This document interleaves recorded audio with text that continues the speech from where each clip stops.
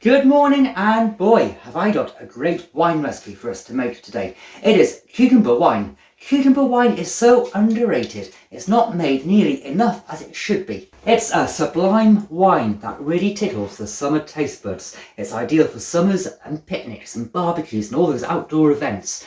It's cool, refreshing, crisp and crunchy. It's full of flavour and sweetness and juiciness and just quenches the thirst really well. You want it pint after pint after pint. So let's get making cucumber wine. Now, I've been messing around and tinkering with cucumber wine recipes for several months now, trying to perfect the flavour in that wine glass to bring out the best of summer, the best of Wimbledon British. It's not strawberries and cream, it's cucumber and mint. So what we need for this recipe is 3 cucumbers, all sliced up into nice thin chunks. Slice 2 bananas and keep the skins to the side as well. Whilst you're at the chopping board, chopping your cucumbers and your bananas, chop 4 limes in half. And I apologise, my camera stopped working as I was recording this. So I didn't actually record me throwing everything into the fermentation buckets.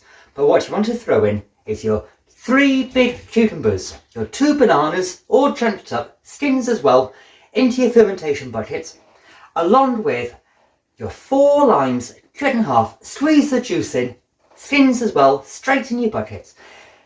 A big sprig of mint helps the flavour of the lime and the cucumber. It bonds everything together in a really minty cucumber lime Indian restaurant dippy chutney type thing. Fantastic, works really well. 1 tea bag for the tannin. That really does help and is really important for this type of wine. That tannin adds the body and the beautifulness of it. Then 1.3 to 1.4 kilograms of sugar. It depends on how sweet and strong you want your wine.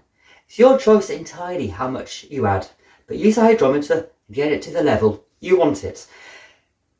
After that, 2 litres of boiling water, stir it all up, whizzy, dissolve it. 3 litres of cold water in the bucket, bring it down to cool temperature and add your yeast.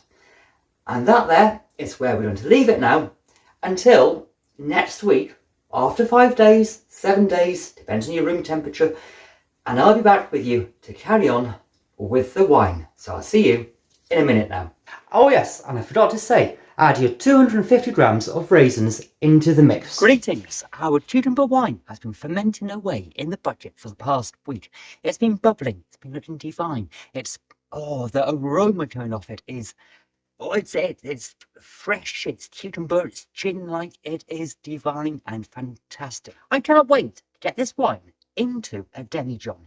So what we need to do now is grab yourself a colander and scoop out all of the delicious goodness that's in there. The cucumber, the raisins, the banana, the lime, the tea bag, everything, all the solid stuff. Scoop it right the way out and shove it somewhere else, ready for the compost heap. Once the bulk of your solids have been strained out using your colander or your sieve, you want to grab yourself a funnel with a pair of tights on it. Now, as you know from my previous videos, I am a big fan of tights because they catch a lot of the sediments that you would miss with a colander or a sieve. Now, once you have your funnel wearing your pair of tights or stocking or your bottle top, what you need to do is grab yourself a clean, sanitised, sterilised, perfectly wonderful demijohn. Combine the two and start pouring in through the funnel the liquid from your cucumber wine. Pour it all in without trying to make a mess. I always make a mess, as you know. Anyway, that's the really fun part. I love winemaking, but you get to mess around and make a mess and then tidy up. Anyway, start pouring in your lovely, divine cucumber wine. I'm resorting to using a tankard to pour it in. It's easier, less messy. Now, with all of your wonderful cucumber wine and cucumber juice in your demijohn, you want to top it up to the neck level so that there's no headspace above the liquid and below the neck. This really helps to prevent oxidization, and it also gives you more wine.